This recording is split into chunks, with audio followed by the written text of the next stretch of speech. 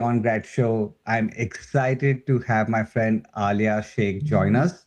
She is a cloud technologist at AWS and has been creating a solid brand for herself on LinkedIn as well. I'm going to ask her questions about both the cloud career part of it and the LinkedIn branding part of it.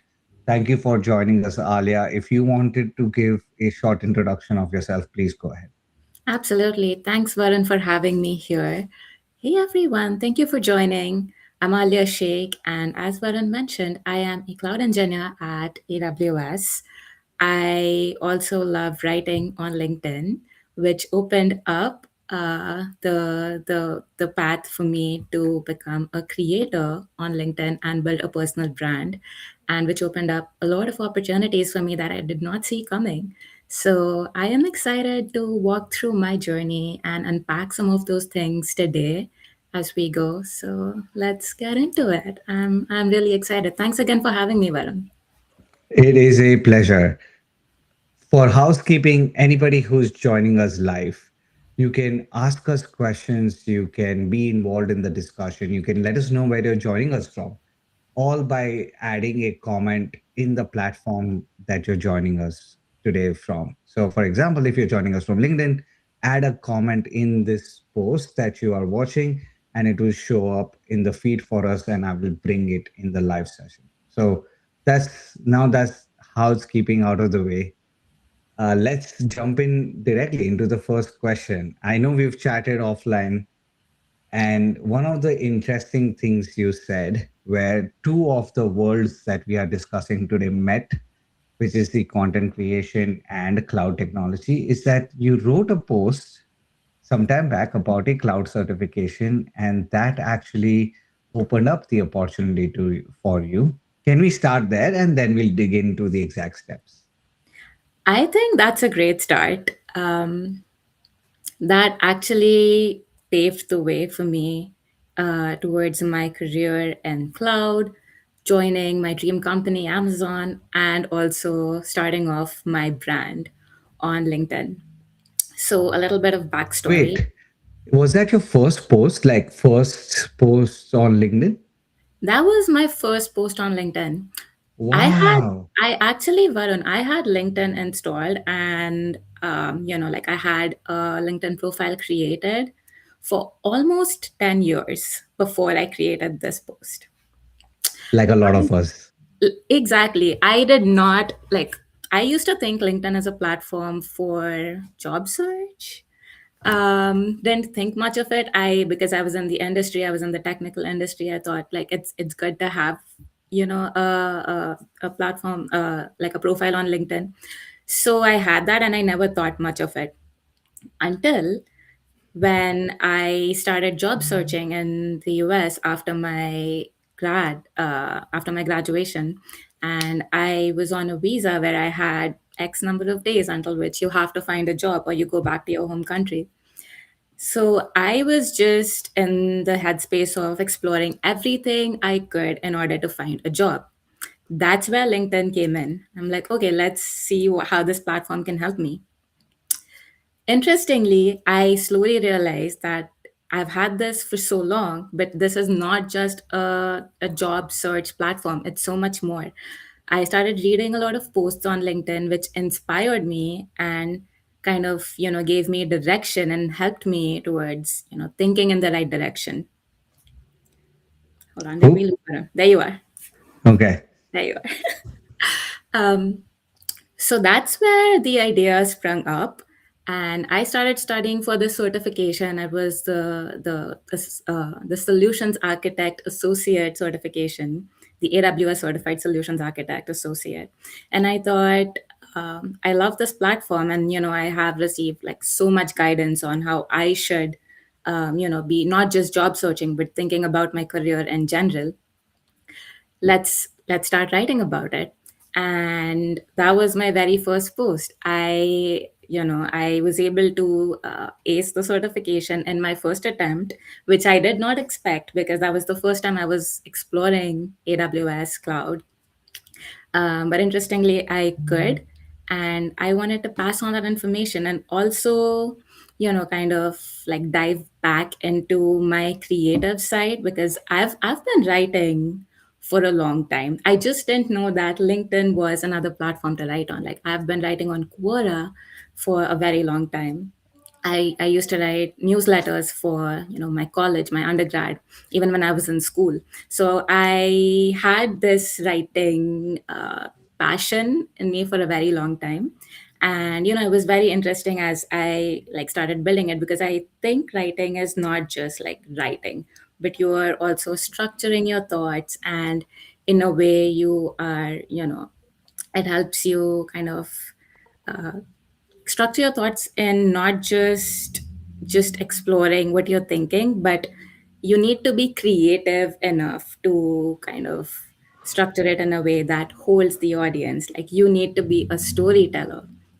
And a lot of like, I was building those skills unknowingly for a very long time, and that was, I think, the foundation that when that foundation met this opportunity and it met LinkedIn.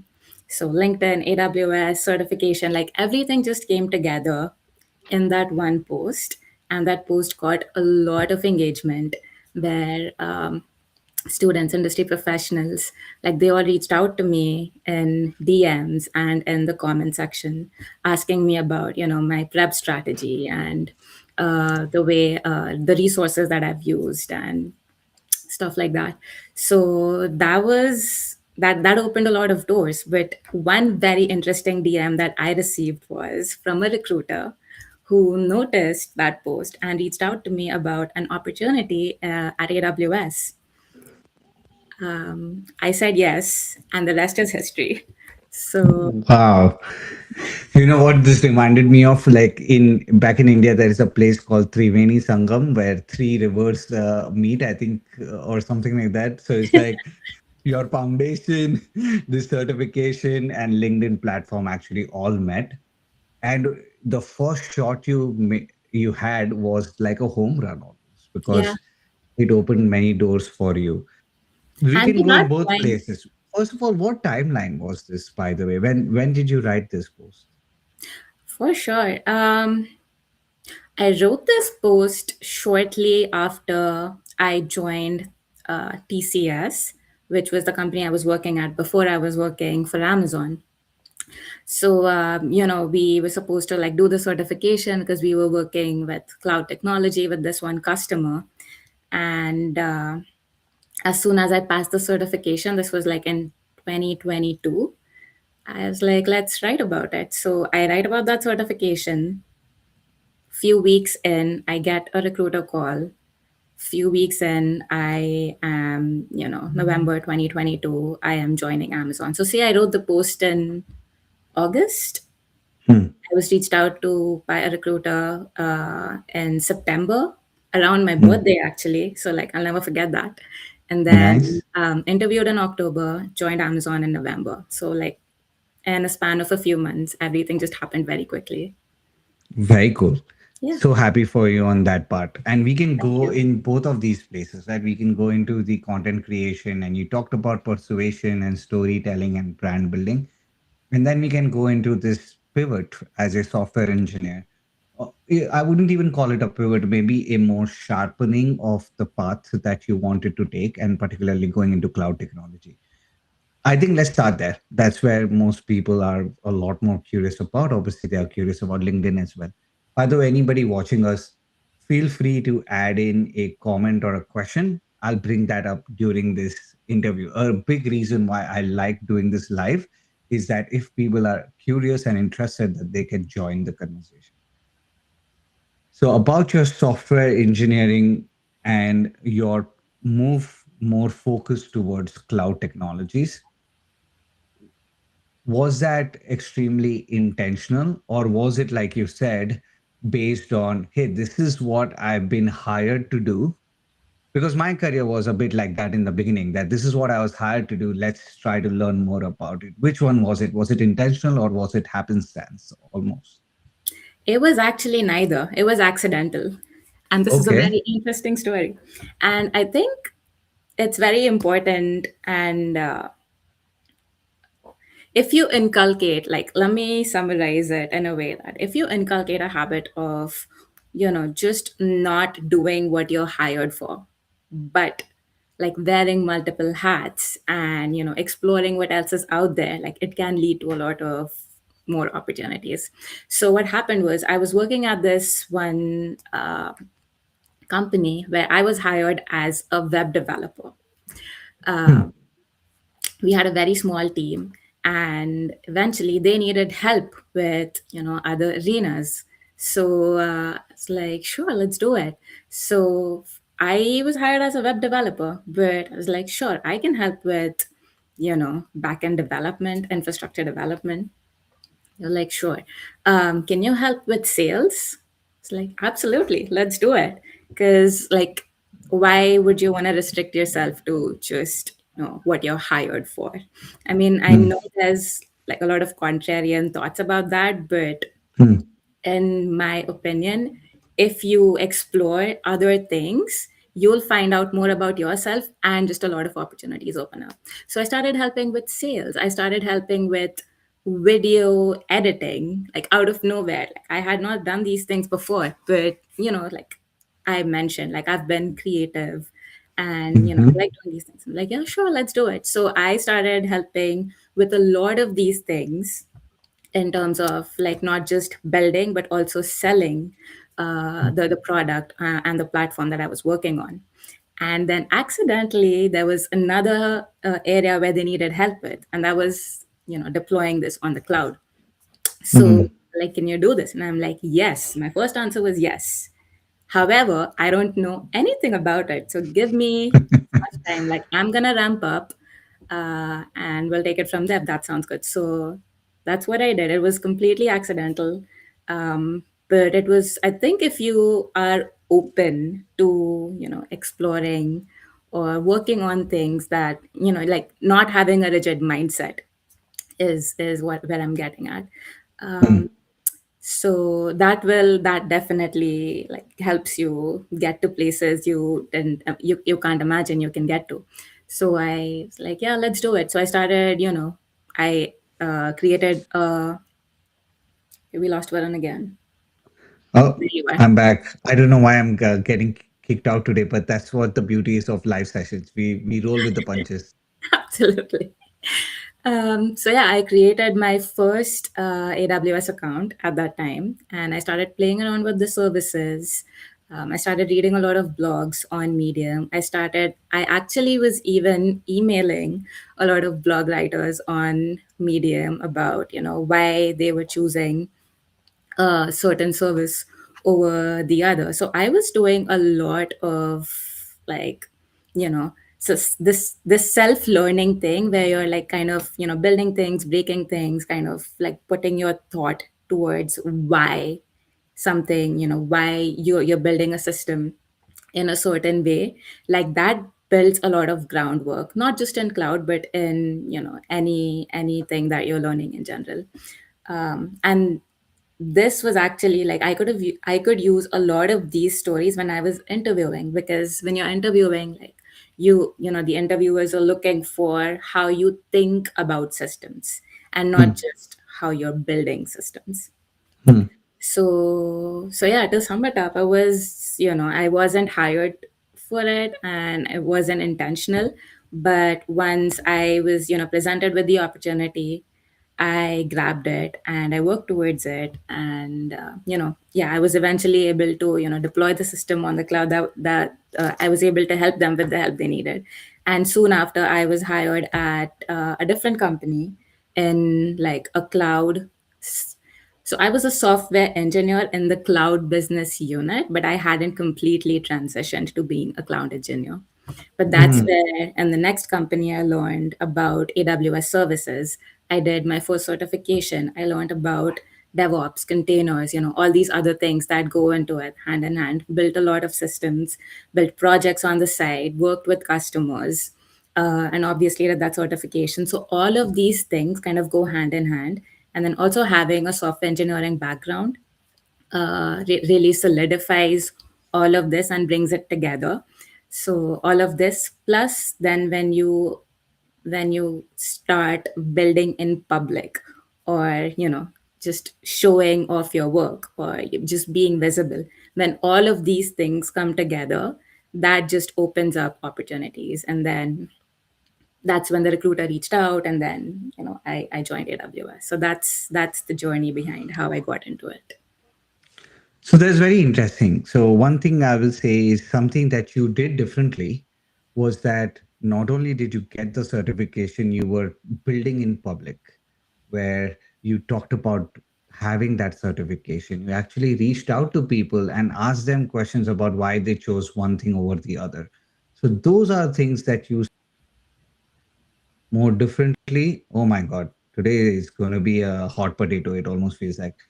No worries. Um, so it sounds like you did that thing differently. Now, it is one thing to get a call from a recruiter at AWS and yet another to kind of go through the rounds and land a role there. So we'll definitely dig into that. But the point I want to make is even to clear the first few rounds, just a certification is not enough. That's what my impression is. What is one additional thing you did better that not a lot of people with certification would do to clear that recruiter screening ground? That's a very interesting question. Um, I think one additional thing that is important for a recruiter screening, especially, I would say, is being able to communicate the value you can bring to the company, to the team, to the role, with the existing skills and knowledge that you have. Say you have certifications, say you've built projects, say you have like a whole engineering degree, like say you have all of these skills that make you a very solid candidate. But if you're not able to communicate the value that you will be bringing to the role or to the company, then that could not go anywhere. So I think communication is super underrated, and by communication I mean like just being very intentional, articulate, and structured about talking about your work and talking about what you know, and making sure that you're able to just translate that in a way that recruiters who may be technical or non-technical kind of are able to understand and connect with. And also like bring your personality in, like recruiters, like, we're all humans, like we all want to interact on a very human level, instead of just being like, okay, what do you know and what can you do, like. So bring your personality in, and just be vulnerable and talk about, just talk about things in a way that connects on a human level, and still you're able to communicate the value, and you're able to talk about the hard skills, um, and how they will translate into a role, and how you will be successful in that role when you get there. So I think that is a very important skill too. This is such a good question. Like this actually made me think about like what was that one extra thing. So that's amazing. I'm hoping to make you think even more, which is Oh my can you give us gosh. an example, right? A lot of times people hear this like, okay, enthusiasm is a great point. You need to bring in enthusiasm in the recruiter screening round. But a lot of people hear this, which is you need to share concrete examples of skills that you have and the value that you will add using those existing skills. Can you? I don't know if you will remember that recruiter screening. It's been 4 years now, but imagine you were giving a recruiter screening today, and it's okay, take all your last experience into consideration. Give us an example so we understand as to how, like, one way you would share, one thing you would share to say, here's the valuable skill I have, and here's how that is valuable to you. Interesting. So I don't know if I will remember the exact conversation, but when you're in a recruiter screening, you do want to give them a background, a very crisp background of your education, um, the projects that you've built. If you're like recently, if you've not been in the industry for a long time, like you can talk about projects that you've built while you were in your, undergrad, And you can talk about, at that time when I was doing my recruiter screening, I was fresh out of college, but I also had some experience working in corporate. So I could talk about the engineering projects that I worked on, and then the story that I just talked about how I was able to help this company, you know, deploy this application on the cloud, and the services that I used, and the way I built the system, the way I thought about this system, the way I thought about the architecture, and the way I made trade offs.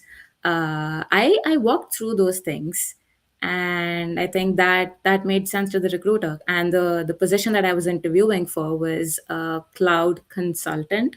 So that is in professional services at AWS. So basically, that role involves talking to customers and stakeholders about making decisions on the cloud, about explaining why you're, what you're doing and why you're doing it, and also then helping them build those things on the cloud, so you're actually even hands on. So I was able to communicate, the projects that I've built, that I had hands on experience being a software engineer. And then I was able to also think in systems, think about scale, think about reliability, think about security, think about, what happens if, you get a million users for your application. Like, if you're able to talk through these things and not just about code, um, that kind of translates more into, how you can bring value to the role and the company and the position that you're going into. So I think my recruiter call involved a lot of these, because I did a lot of this research and work when I was working for that company who needed my help. Yeah. It almost sounds like you need stories that are applicable to what the functions of the role are. Now, that is obvious, but even within cloud, there are many functions. Some can be customer facing, some can be backend, some can Yeah. be developing internal tools. You kind of need to gauge and suss out maybe what exactly this function is going to be. Sometimes Yeah. it's clearly mentioned in job descriptions, sometimes it's not, and you need to kind of get an understanding from the recruiter what exactly is the role focused on, and then share specific examples about that. Am I hearing you correctly with that? Yes, absolutely. So most times, you can do that. You're able to do that. You can map kind of, the work that you've done, because the work that you've done can map to a lot of job functions. Yeah. It's about how you're translating it or how you're articulating it. Mhm. So if you're able to do that, that's amazing, and that will, that will speeden up the process. But say, this position, this specific position for me was a customer facing one. But say you're, a hardcore backend, like you're not, the work that you do is not very much customer facing, but you still do have cloud skills. You Mhm. anyway should be able to talk about those, talk about what you can do, talk about what you have. And if your skills don't directly map to this specific position, the recruiter will kind of reroute you to a different position that might, map to your skills. But most times, it's, this is what we do even with our resumes. We, like we talk about, like, you should tailor your resume to every role. What does that mean? So you say you've worked on this project, the kind of tasks you've done and the kind of impact. Okay, we lost Varun again. I think you should continue. I'm going to be I'm, back. I'm just going to continue. Yeah. So the Yeah. kind of impact that you're creating with your work can be translated to a lot of different job roles. So I think just being, intentional about how you're doing that matters during these recruiter Mhm. calls. It's almost like a hub and spoke, right? That's the shape that is coming to mind, which is the hub is the project. And in the project, you played multiple roles, and each role in that project can be a spoke. So Yeah. it can be a customer, it can be a product developer, it can be backend systems. And you need to, maybe I need to work on this analogy, but you need to pick a spoke to kind of focus on in the interview process. Interesting. If somebody is a software engineer, maybe they have 3 years of experience, 5 years of experience, maybe more. And we talked about this recently that cloud is becoming extremely attractive in the world of AI because everybody has to host tools and host systems and stuff like that. Somebody wants to make this pivot in, and let's say they do certifications because that's common to do, like to signal that you are ready to kind of make this pivot.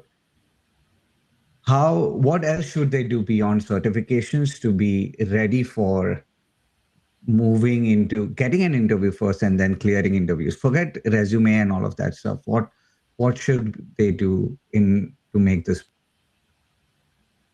Okay, we lost Varun again. Okay, there you are. Just continue with the roll with the question. So what I'm hearing is, what are the other things aside from having a certification that you need to do to like get that recruiter call Yeah, as a software engineer. as a software engineer? So to begin with, I would say, I know you mentioned if a software engineer wants to pivot into cloud, like I Mm, would rephrase that as building on or mm, expanding mm, instead of pivoting. mm. Is I would not call it as like you're going to be doing those things. You're still going to be, needing to Like understand the what things sharpening that I automated. mentioned, Yes, like the yes. sharpening that I mentioned earlier on. So it's not exactly. So it's not like you have to start from scratch or do something entirely new. You're at an advantage because you have that foundation and now you're building on top of it, so Mm, you have an edge over anyone else who's not a software engineer or mm, who doesn't have a technical background and is just starting to learn cloud. So what you should be doing, aside from having certification, so when you have a certification, first of all, like, you need a certification to just structure your learning, because there's like a lot of learning resources out there, but certifications really really help with structure. Like, you have to, go through a course, do practice tests, take the certification, so that really helps you like boil down to, okay, like, where do I start? mm, Certification is the best way to kind of start if you don't know where to start. mm, Say you did get the certification, what do you do next? The next best thing is to build projects. So build projects, and don't just build them, but also deploy them, like build them end to end, deploy them, and they need to be on your GitHub profile so you can mm, stay visible. Like, visibility here is very important, like that's key. So you're doing mhm, certifications, it should be visible. You're building projects, they need to be visible. You're able to kind of tie those things together, and you're able to think about, making those trade-offs, judgments, systems thinking, that needs to be visible. So you need to be doing all of these three things in parallel. And like you mentioned, like, let's not even talk about resumes, because, like, do resumes even work these days? It's a different conversation, because there's ATS and like there's so much involved. So, like, do you think resumes are gonna like give you that recruiter call? Like, recruiters have, X amount of time to skim resumes, whole different conversation. But if you wanna be reached out to, and it's more about like you're not applying, but they're coming to you. So these are the things you need to do: be visible, learn, be visible, build, be visible, talk about it, be visible, show your personality, be visible. And the best way to do that is, there are a lot of platforms. You can write blogs on Medium, Substack. You can obviously write blogs on, articles on LinkedIn. You can write posts on LinkedIn. You can talk about your thought process on LinkedIn.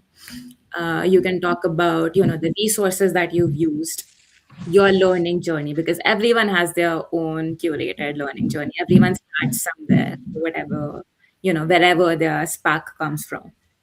and they all have their own ways of picking up a skill and going through it. So just being able to communicate that and represent that in a way that will be valuable to an employer is like these things need to happen in parallel. It Mm. can feel a lot, but I would say once you're in it, like you're in it, it's like drinking water as against like swimming in the ocean. So like once you're in the ocean, like you'll be swimming in it and everything then just comes like parallelly hand in hand. So I would say that's important. It's like driving a car, right? Where in the beginning, you're trying to drive a car, you are trying to match the speed, you're trying to look at the signs, you're trying to make sure you are following directions. It can be very overwhelming in the beginning, and pretty soon it just becomes second nature.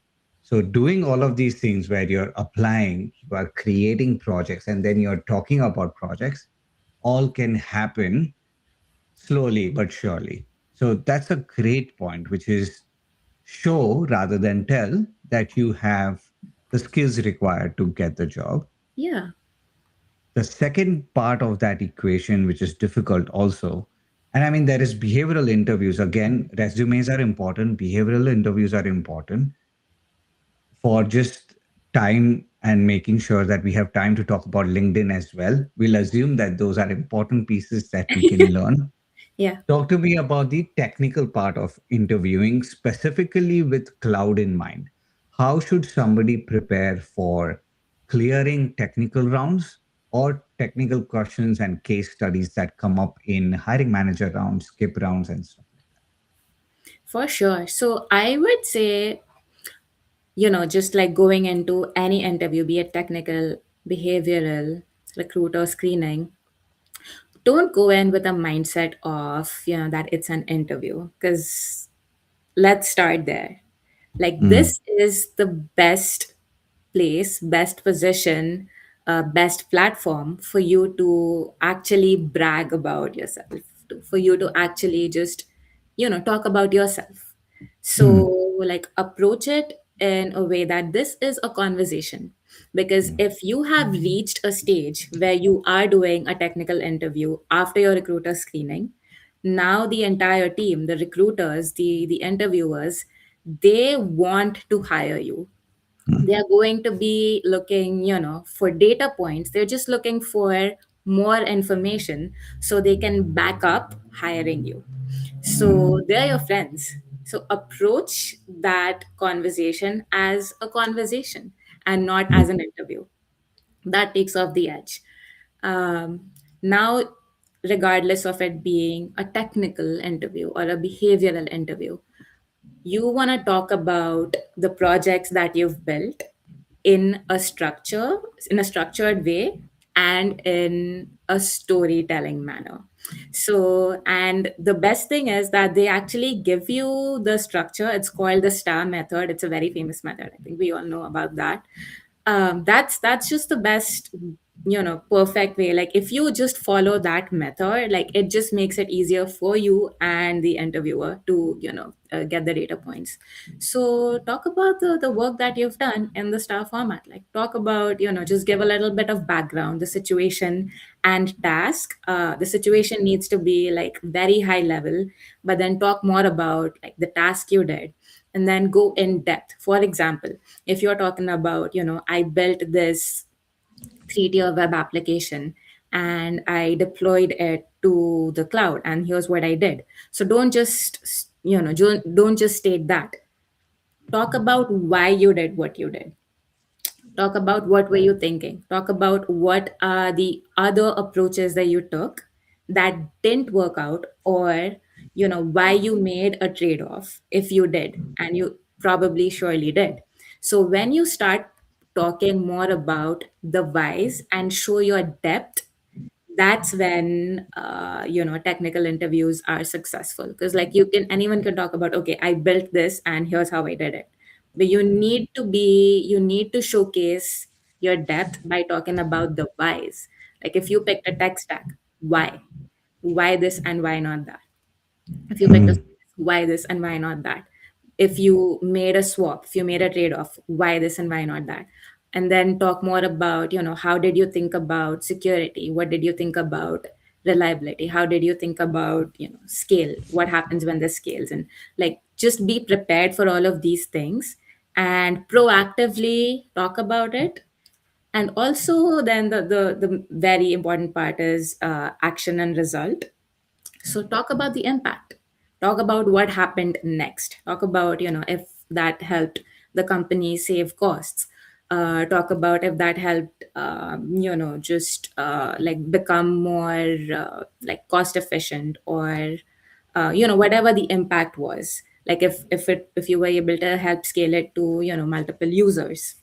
So talk about, just make sure you're structuring your story in that star format, regardless of it being, because at Amazon, like, you'll see a lot of interviews, like, you will not be able to tell which ones are technical, which ones are behavioral.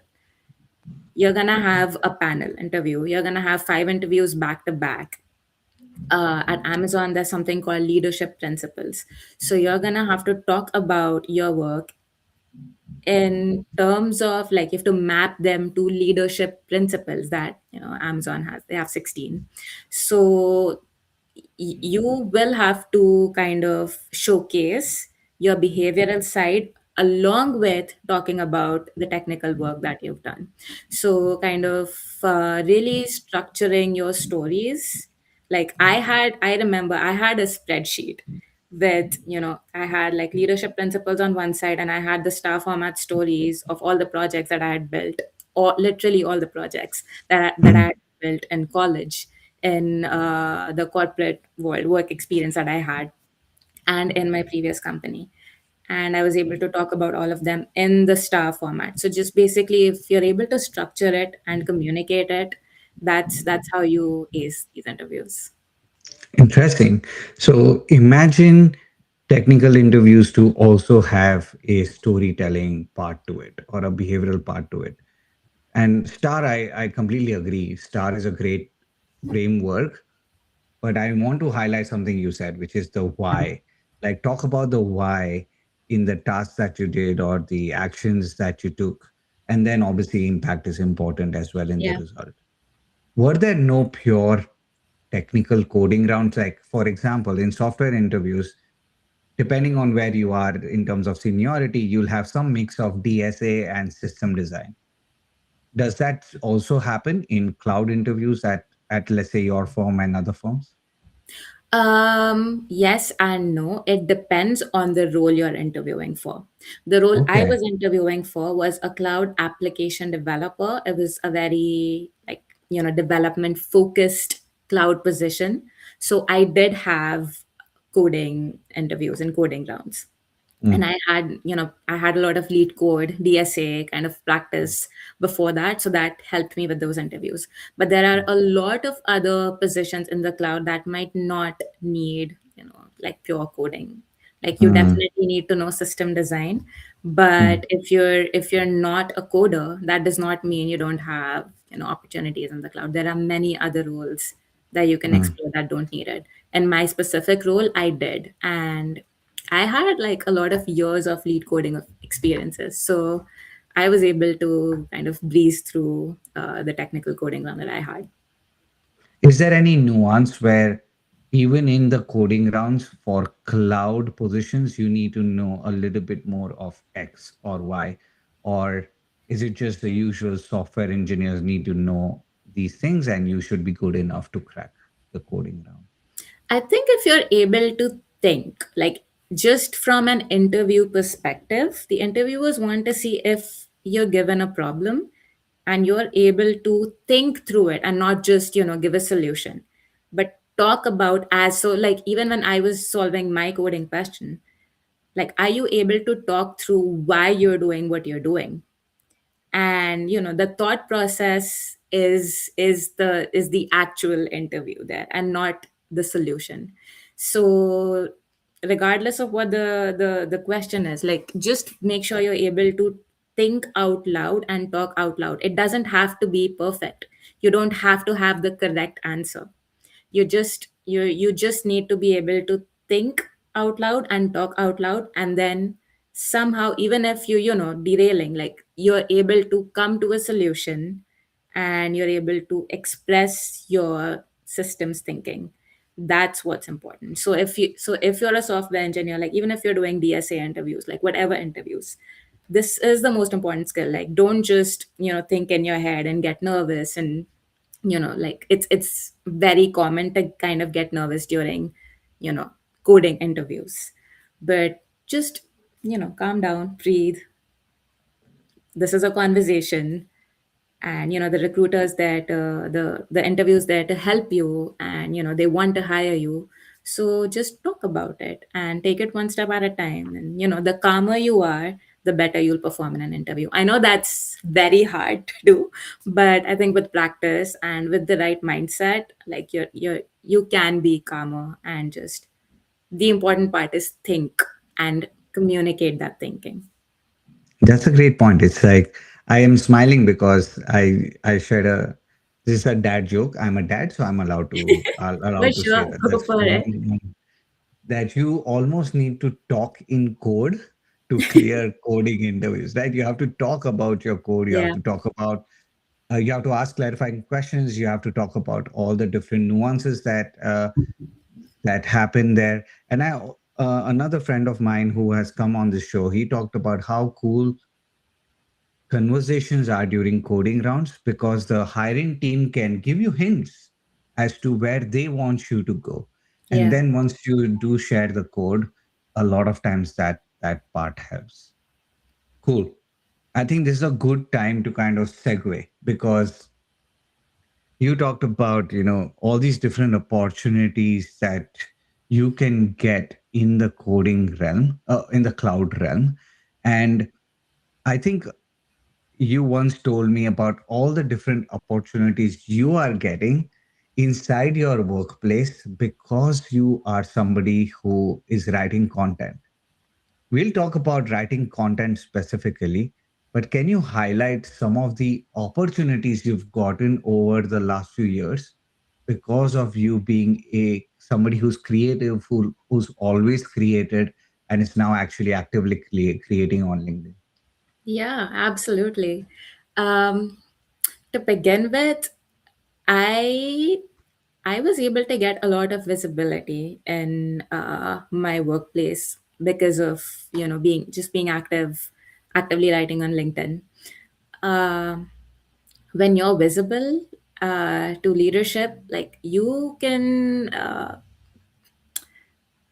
actually like there are a lot of, like at a place like Amazon, there's so much opportunity to like get involved in other things, but also like start your own things. And then like go to conferences and stuff. So some of the opportunities I got was, there's there's this team within Amazon that works specifically for content creation. Like I was able to partner with them, and that's an invite only kind of a team. So I was able to get invited to that team, and I was able to hone into my content creation skills even more, than just doing LinkedIn, writing on LinkedIn as a passion project. I got invited to, multiple podcast shows. I was invited to, conferences to be a speaker, to be, or just visiting a conference to kind of, you know, promote it or talk about it. So you do get a lot of these opportunities when you're visible. And I might also be like working on some programs of my own that I'd be leading. And you get a lot of leadership support when you are visible like that. So definitely a lot of opportunities within the organization, but also externally. There are certain, like, there are a bunch of awards that I was able to achieve because I was a content creator, and I was able to like create value with content creation. And then some of the highlights were, getting featured on the Times Square billboard. Like that was a huge one. And winning like some of these awards, one of which was the Young Achievers Award. And a few others were around content creation. Like I forget the names of those specific awards, but yeah, a lot of opportunities like that. I know a lot of publishers reach out to me to kind of read books that are new in the market and talk about them, and then podcasts, shows, and stuff. So yeah, these are some of the things that have hooked. Yeah, just some things like leading, like getting invited into a cool group at work, getting visibility with leaders, running your own programs, uh, Times Square billboard, podcast. It's just some things. I mean, not many. Very cool and very well deserved. Thank you. A And also to lot that of point, like these things, it feels like okay, just some things, but like I would have never thought of these things. Like I am an immigrant here in America. Like this could have only been a dream to, even be able to work in corporate America, let alone, land a job in my dream company and make it big in there. So I would say like LinkedIn really changed my life. I I could safely say that. I will echo that. I mean, we are here together just because of the beauty of that platform. We would have not met otherwise. There was no overlap there. I mean, I'm not saying that that is one of the achievements for you or for me, but just something, some opportunities open up. Yeah. I have to talk about this though, because a lot of people are hesitant about writing on the platform or showing up on the platform, feeling that, oh, what will people at my workplace will say? Forget family and forget friends, and that is a whole another ball game, right? But Yeah. what will people at my work say, like my peers, my colleagues, my skip leader, my leader? How did you navigate that? And what will be your advice be to people around that topic? Wow, that's so interesting.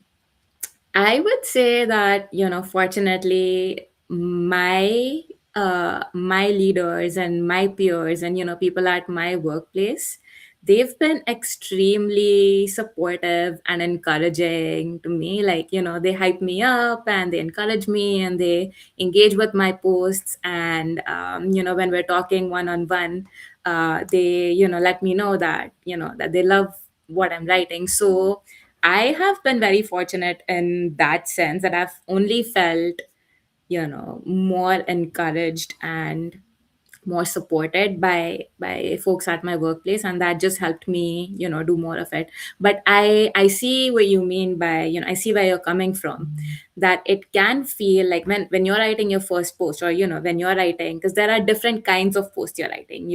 Sometimes I'm doing like, okay, here's what I did and here's what I achieved, or sometimes I'm doing value driven posts, like these are resources. So it can feel, when you're writing some types of posts, it can feel uncomfortable, it can feel um kind of cringe at times, and that is the beauty of just being in a creative field.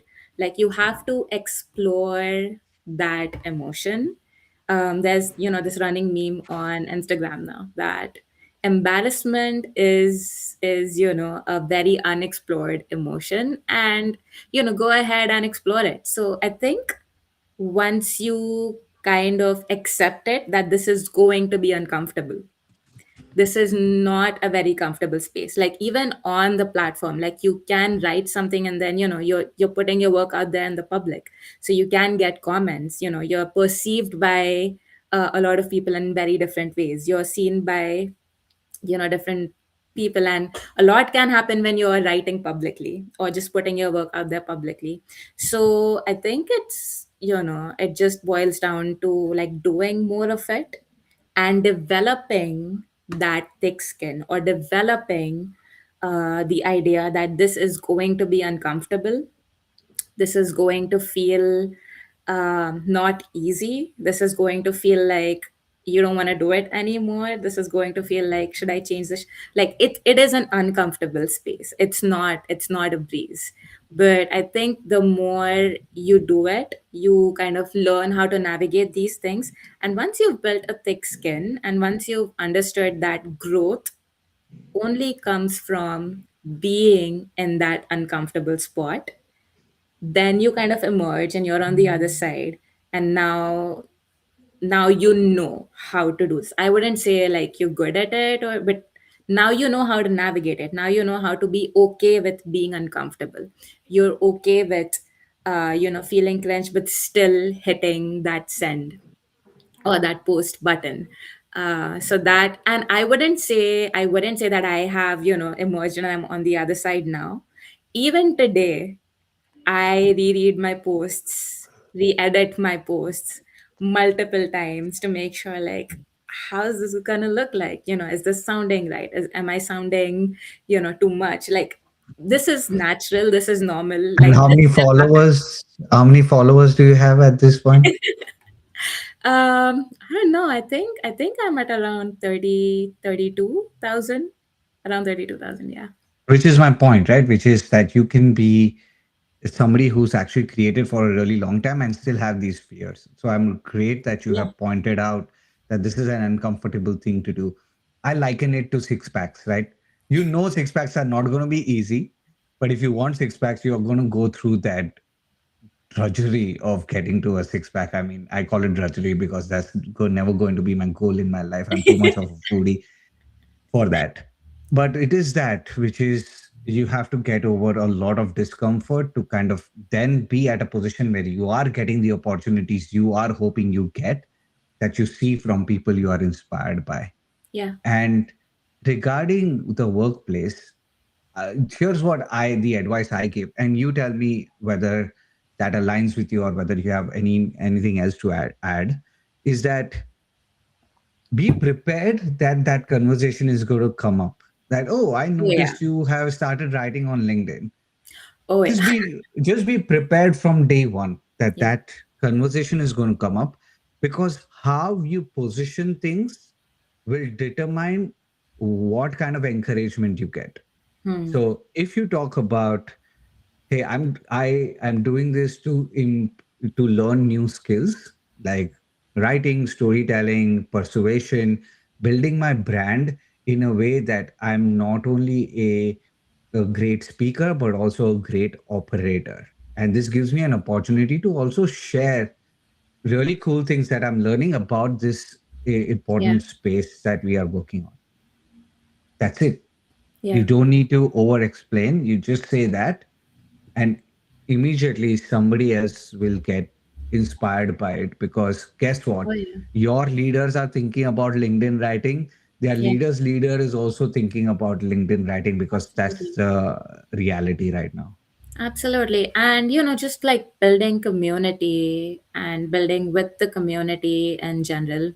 And I think like nowadays, I really think that, if you're someone who is, if you're starting to write and you're being noticed at your workplace, I think that's going to be a very, encouraging factor from your employers too, because like they would like you to be someone who's just helping not just the community, but then like it's a two-way street. So like you're kind of also representing your company. So like if you're sharing cool things and you're being visible and you're building your brand and you're also in turn like helping your company's brand, like I think that's something that definitely will be like, it will be brought up, but I think it'll be encouraged. And if you're able to inspire others around you and kind of bring them together, uh, and help them navigate, if like you said, if leaders are thinking about writing on LinkedIn, like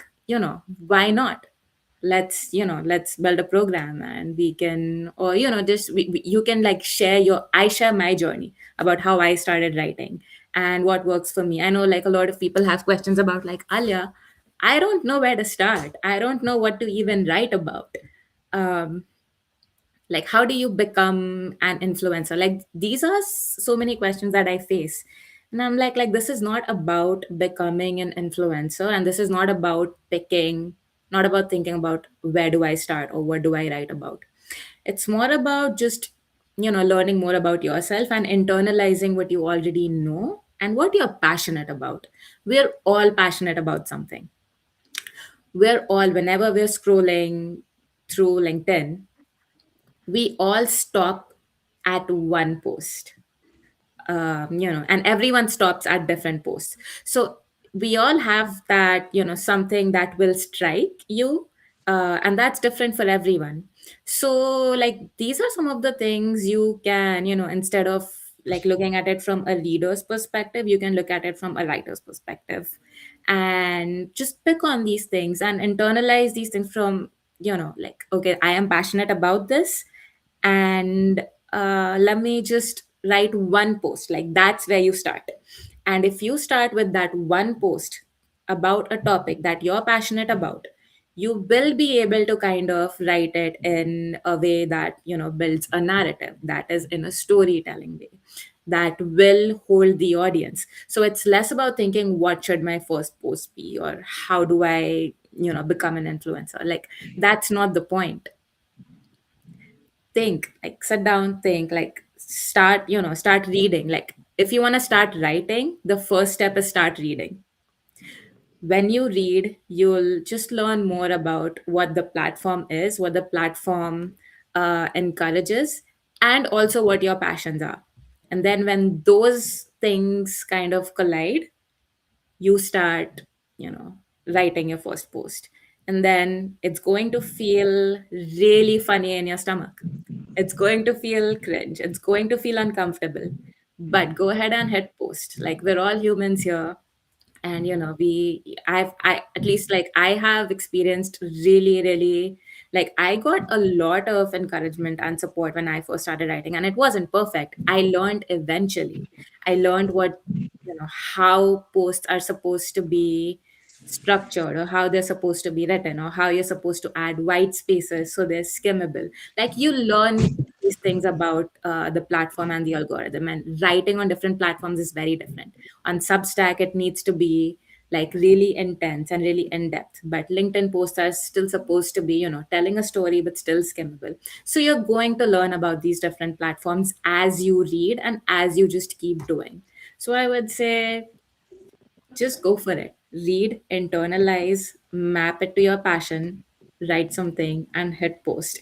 Once you start there, when I started, I had 1,000 followers at the time, but I kind of wanted to, start from scratch, start from fresh. So I think I went down to just being like at 500. I'm like, okay, now I'm gonna start fresh, and let's see where this content takes me. But I'm just talking about tech. And then everything's just like, it's a snowball effect.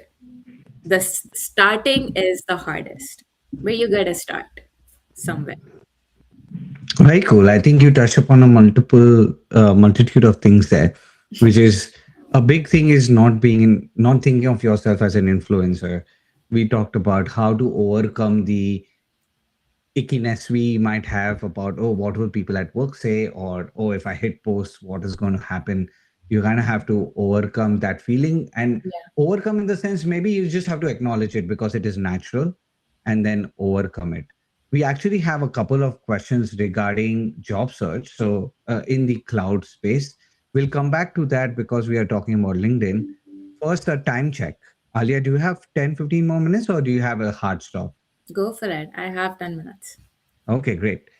Then I'll choose to bring in that question because I do want to ask one final question about LinkedIn, which is, I have noticed you being a different creator where you've managed your consistency your way. You've been consistently showing up year over year on the platform. However, there are periods of time that you don't write a lot of content. And I want to make sure people realize that that is okay as well.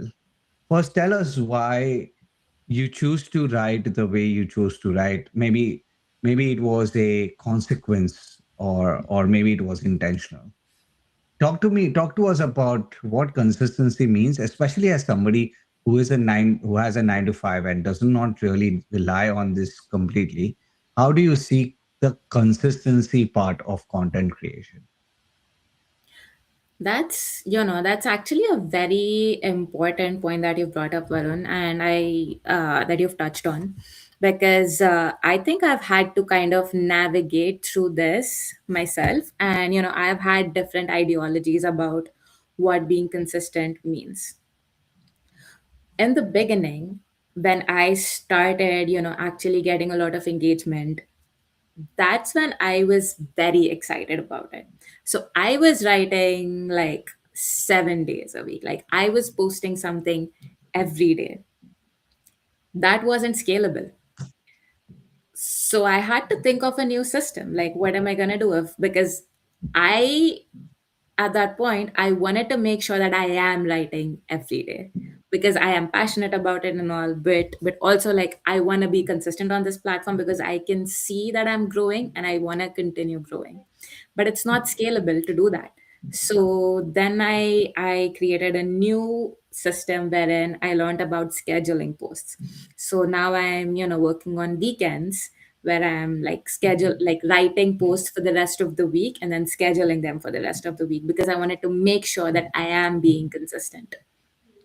Now, as I am being consistent and I am posting every single day, I am also noticing, numbers, metrics.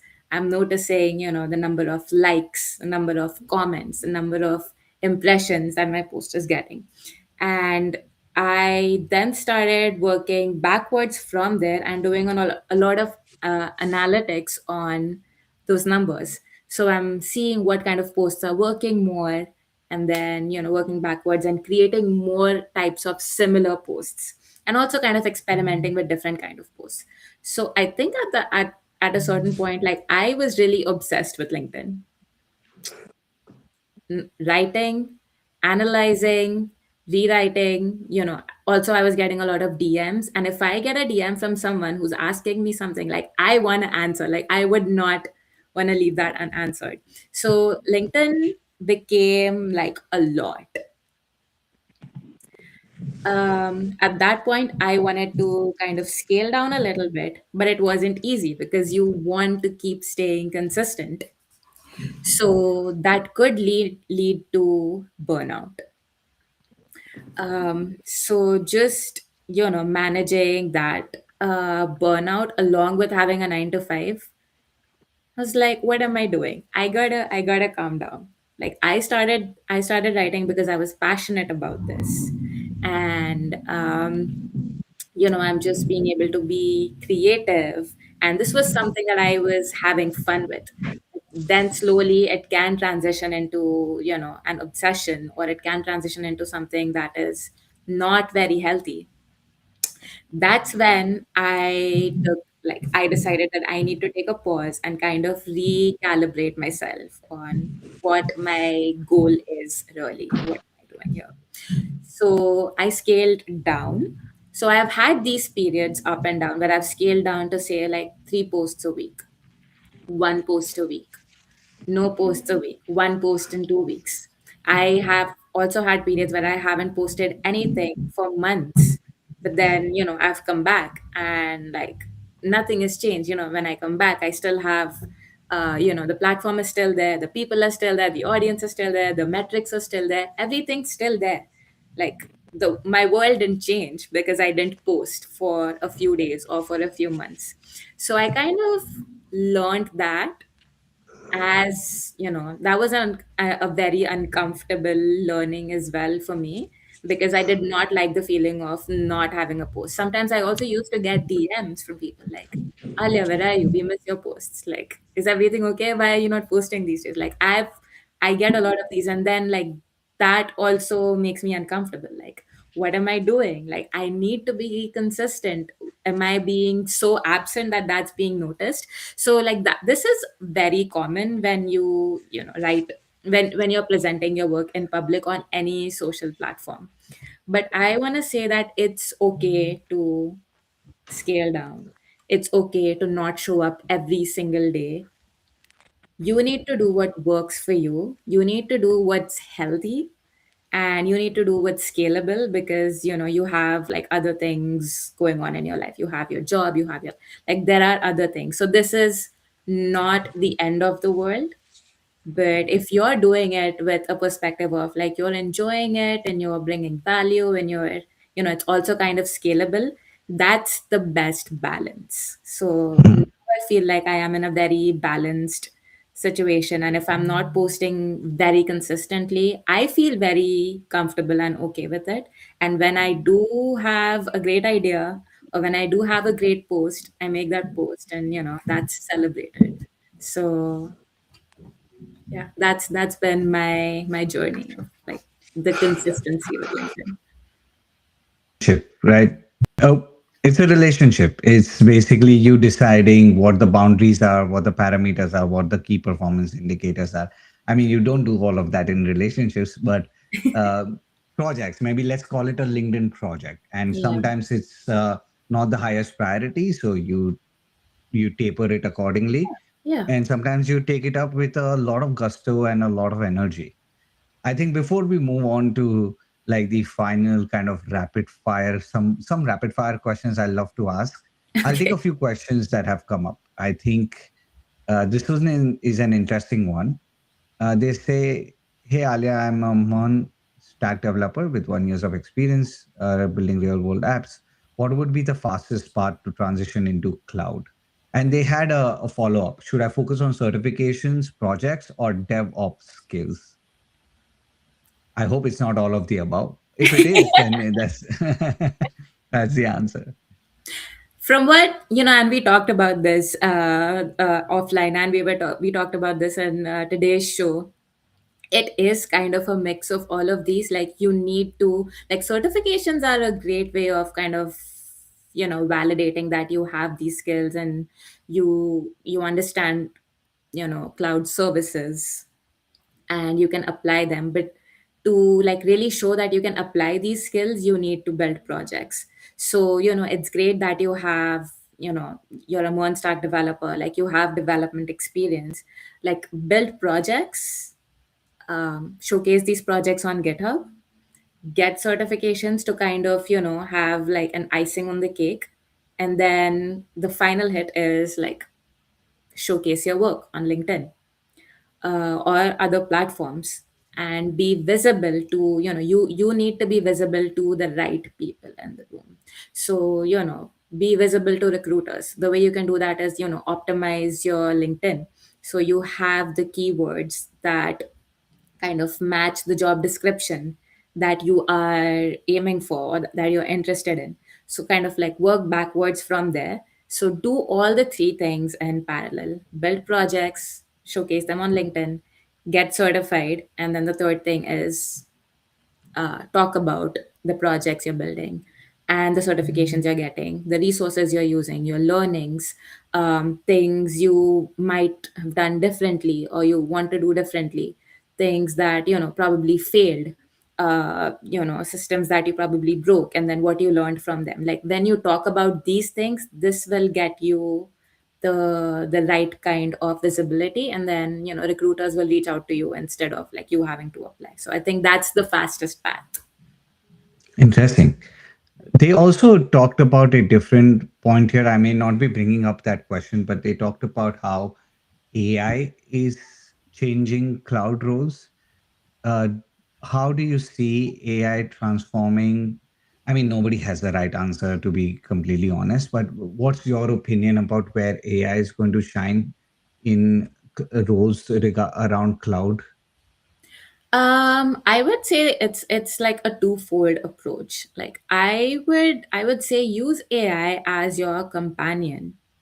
To like, don't think of it as like it's going to replace you. With like, that's not happening. So the first part is like you're gonna use AI as your companion to like help you learn faster, help you like structure your. So for example, like the question that you asked me, like, here are my skills, what do I do? Like, AI can very quickly help you like kind of structure that down and like give you a very structured path of like, here's what you're gonna do. next. And it can give you like a 30-day plan, it can give you like a study plan, interview strategy, everything. So use AI for learning quickly, and then the other half of it is use AI for building. So you want to build projects end to end and showcase them. So use a lot of these AI tools to build projects. Like, there are a lot of AI coding tools available in the market right now. Use those tools. Like, learn. I think learning to build with AI and learning to learn with AI are some of the skills that will give you an edge and will help you kind of speeden up your, whatever your goals are. Like, if you want to like look for a new job or transition to a new field or build upon, your own field. Like, use it both ways, to learn faster and to build and ship faster. And kind of like it goes hand in hand. But also it's important to like really know the fundamentals of what you're doing. It's not like you can just rely on AI completely. So that's where the first part comes in. Like, really, really, really solidify your fundamentals, and AI can help you. Like, um, like you need to learn prompting. Like, that's very important too. So like, learn how to prompt, do chain of thought prompting. Like, learn these different prompting techniques to learn with AI and build with AI, and speeden up your process of like getting certified, building projects, and showcasing your work. Interesting. That is awesome. I think a lot of what we talked about today is to show up, right? And to Yeah, take action. yeah, And one of the comments that we received from Ahmad about when you were talking about LinkedIn and us creating content together, yeah, there's just some encouragement that you need encouragement. And absolutely. I think there can be intrinsic motivations and extrinsic motivations. I hope I Yeah. got that right. And you need both to kind of get going. So I appreciate you sharing all of these different tactics with us today. Absolutely. I appreciate you having me here and, giving me an opportunity to think through a lot of these things that probably I hadn't, thought of before. So this was a great self exploration hour and a half for me as well. So I really appreciate you bringing me on here and, giving me this opportunity to share my journey and some of my insights about building a brand and like cloud and stuff. Like, I'm really passionate about these things. I write about it a lot on LinkedIn, and I know that, Varun, you write a lot about career development and stuff, and I've been following your work on LinkedIn for around 2 years now. And big fan of the way you write, the way you curate your content, the value you provide. So it was a great full circle moment for me when you reached out. Awesome. I'm And glad. yeah, yeah. And I could easily reach out. I actually, that again, this is a good segue, right? I always had some questions for you for people to know you beyond like the cloud technologists at AWS. So I have like three rapid fire questions and we'll end with a challenge today. Wow, okay. So rapid fire question number one, and this is a much lighter segment of the show. What is your favorite movie? Ooh, my favorite movie. So interesting. I love the movie Three Idiots. That's been a I mean it's come out twice or thrice already Oh in my the gosh, 20 episodes seriously. I've done. I think a lot of us are engineers and we can Yeah, it's relate very so well. relatable, right? Yeah, the pressures, and then the way I guess like the Indian education system and how you approach engineering and how engineers are, like you can the way Rancho kind of express that it's more about, like you shouldn't be just a bookworm, but like think. All is well.